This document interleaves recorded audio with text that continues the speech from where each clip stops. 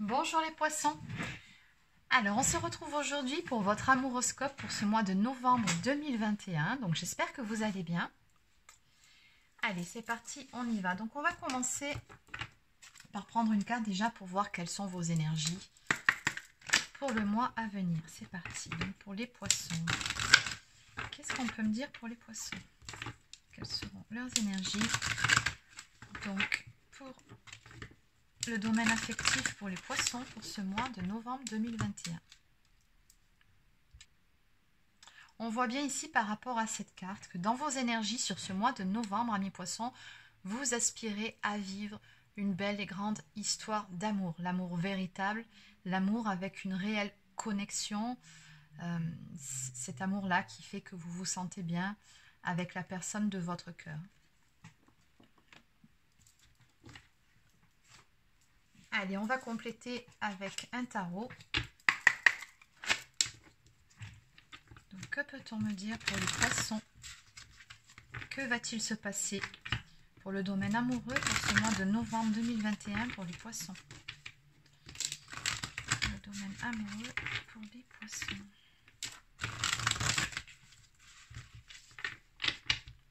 Alors, à la coupe.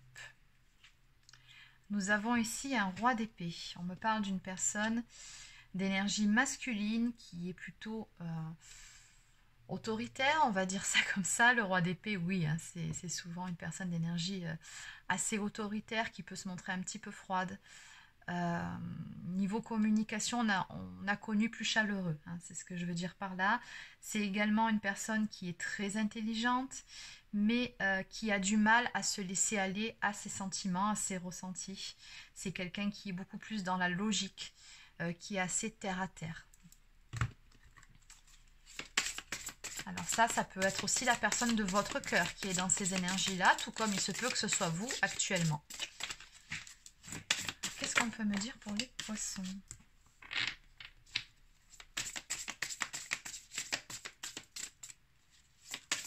Les poissons pour le domaine amoureux.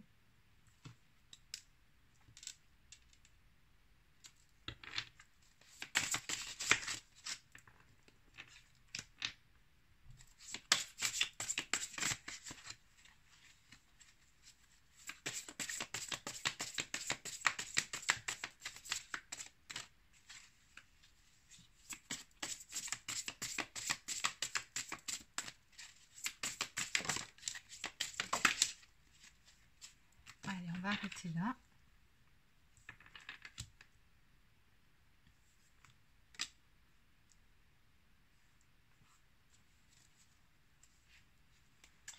En dos de deck, nous avons l'impératrice ici qui ressort. Donc ça, je pense que ce sont tout simplement vos énergies à vous. On me parle de divine féminine, d'une personne qui est tout à fait capable de générer l'abondance tout autour d'elle, d'une personne qui a beaucoup à donner et qui est bien dans ses pompes, hein, tout simplement.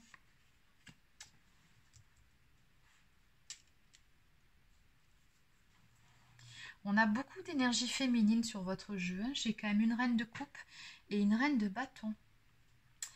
Alors, on me parle ici d'une situation qui semble un petit peu bloquée, avec pas mal de conflits, de combats. Alors, est-ce que ce sont des conflits intérieurs ou est-ce que ce sont des conflits réels avec une autre personne notamment? Il y a pas mal de querelles ici. Hein. Donc, on s'accroche apparemment à certaines choses qui sont plus ou moins d'ordre matériel. Alors, peut-être que c'est le matériel qui est à la base de vos conflits, peut-être. Ou peut-être aussi que vous avez du mal à lâcher prise sur certaines choses. Au niveau de vos énergies, on me montre que vous êtes une personne très intuitive avec la reine de coupe, une personne qui a beaucoup d'amour à donner, mais également une personne avec la reine de bâton qui est indépendante, qui est assez confiante, hein, confiante en elle-même et qui a pas mal de charisme. C'est également une personne très passionnée. Mais on ressent ici que vous avez besoin de rétablir un certain équilibre dans votre vie. Tout autour de vous, alors je ne ressens pas que ce soit vous en vous-même, apparemment vous êtes bien, mais c'est comme si vous deviez peaufiner le travail en remettant de l'ordre tout autour de vous en fait. Vous avez besoin de retrouver un équilibre et de faire entendre aussi, on me dit ici, votre vérité. Vous voulez ou la vérité aussi, que les choses soient claires autour de vous. Hein. Alors, qu'est-ce qu'on a d'autre ici? Et on sent que par rapport à ça, ben oui, il y a une espèce de combat qui est mené. Hein. Et sur ça, en gros, ben vous ne lâcherez pas l'affaire. Hein. Vous voulez vraiment que les choses soient justes et qu'elles soient posées. Et en même temps, je pense que vous faites bien de vous positionner de la sorte et de vouloir que les choses soient claires et oui, qu'elles se fassent peut-être aussi de la bonne façon. Après, il se peut également que vous ayez affaire actuellement à la justice, que vous soyez en pleine séparation. C'est possible. Alors, n'oubliez pas que ce sont des guides en général, donc vous adaptez selon votre situation. Hein. Donc, on voit bien ici que dans tous les cas, vous allez quitter une situation qui ne vous convient plus à l'heure actuelle. Vous avez vraiment besoin de rétablir un équilibre tout autour de vous. Vous avez besoin que les choses soient mises à plat, que la vérité également ou des vérités soient dites. Vous ne voulez absolument pas vivre dans le mensonge et pour ça, on me dit que vous allez quitter une situation qui ne vous convient plus. Vous allez aller de l'avant. Avec la roue de la fortune, ce sont des énergies plutôt positives, donc c'est vraiment du mouvement qui va vous mener vers quelque chose de mieux, de plus positif. C'est ça la roue de la fortune. On me parle de changement, on me parle d'avancement. On me parle aussi de destinée et d'épuration d'un cycle karmique. Donc vous êtes peut-être en train de terminer un cycle karmique avec une personne ou vis-à-vis d'une situation aussi. Mais voilà, on voit bien qu'ici, vous savez ce que vous voulez. Et voilà, vous voulez vraiment que cette justice-là et que cet équilibre, que cette vérité soit rétablie. Vivre dans le mensonge, c'est pas votre truc. Ok, allez. On va aller compléter un petit peu. Donc, je vais continuer avec quelques cartes.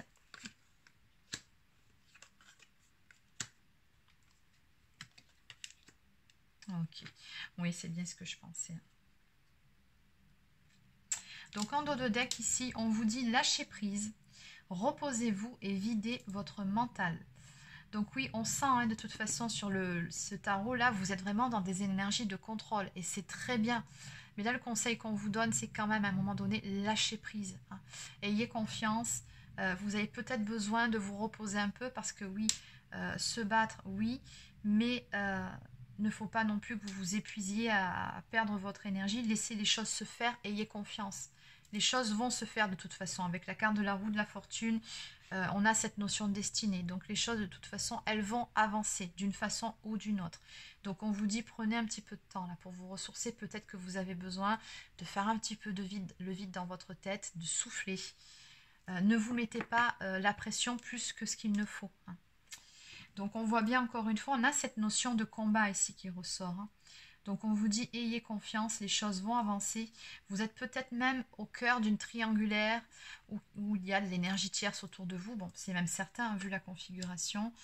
Donc on vous dit, ayez confiance par rapport à ce combat que vous êtes en train de mener. Les choses vont évoluer favorablement pour vous. On me parle d'un cycle de nettoyage et de purification d'un couple. Et d'un couple qui est également protégé. Donc vous êtes très probablement en lien d'âme.